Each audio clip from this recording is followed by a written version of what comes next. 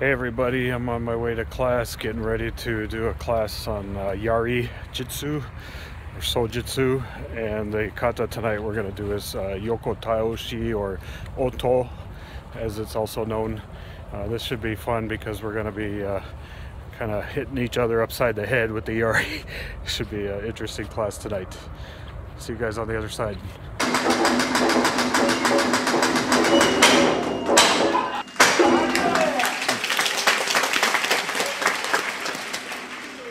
I'm excited about tonight's class. We're going to be doing a lot of training with different sticks. It's kind of funny that that I call them sticks. When I was younger, I used to call them training weapons.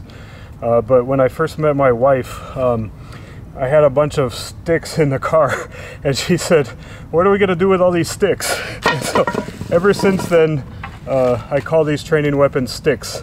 And so, as you can imagine, over the years in the Bujinkan, I've collected many training weapons. These are only a handful. These are the ones I brought to class tonight for some of the things we're working on.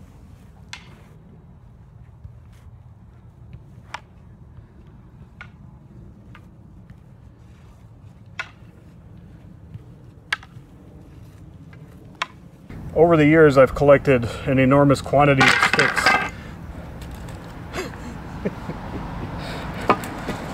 Yeah. The thing about training weapons that's really interesting is you need many types.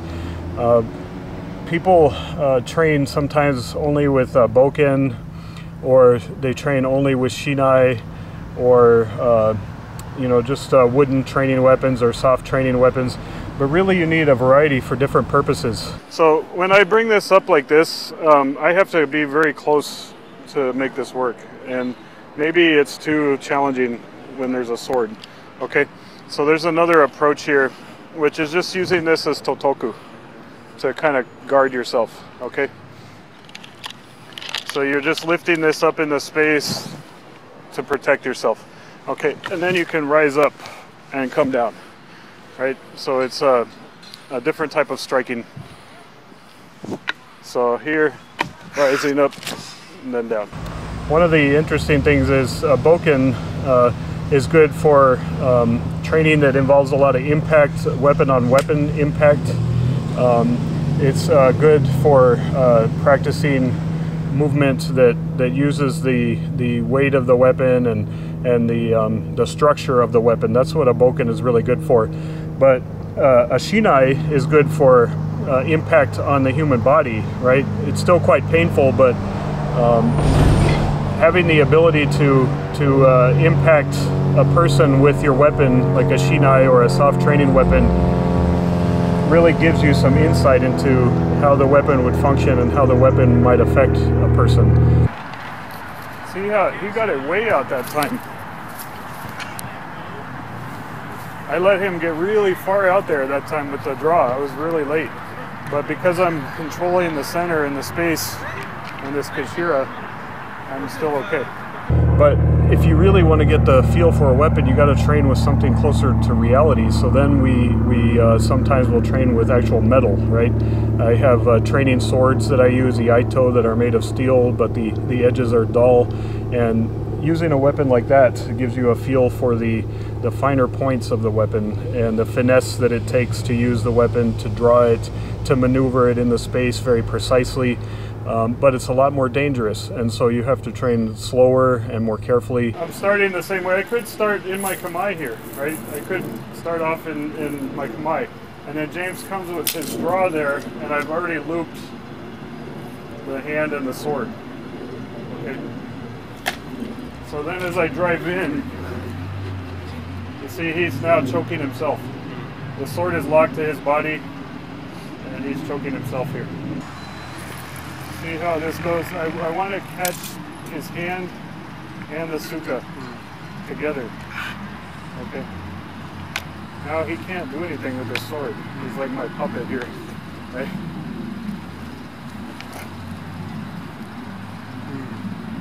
See how that's locked up to him?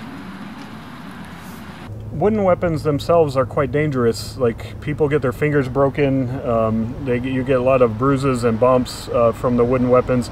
I have had a Yari go into my eye socket in the past, and it was quite a terrible wound that bruised up my whole face. Luckily, I didn't lose my eye. But these kind of things can happen even with wooden weapons, so it's very important to be cautious with all of them. And so if you're insecure or unsure about using a weapon, always go for the lightest variety possible, like a shinai or a padded weapon. Got a little injury in class tonight, but my students are going for it behind me, and I'll recover. Yari Jitsu, it's difficult sometimes. Another story I can tell you about using sticks, or the word sticks for training weapons. When I used to go to Japan back in the old days, I would actually carry a case to the airport full of training weapons, because in the old days, like training at Ayase with Soke, or if he was training on a specific type of weapon, when you got to Japan, you didn't have it unless you brought it with you. So in the old days, we would bring our own training weapons to Japan, and I would have a case full of sticks like these, and the airport security would always ask me, they would get really suspicious, and they would see this case and they would say, what do you got in there? And I would say, oh, it's just a bunch of wood. Or it's, a pile of sticks.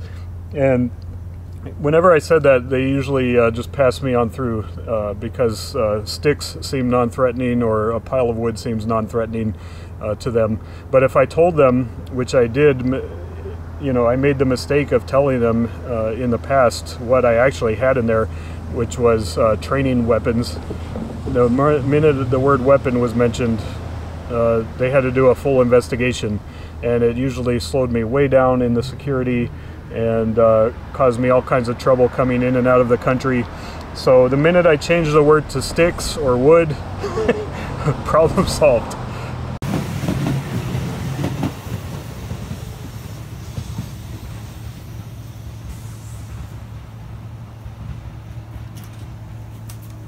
Oh.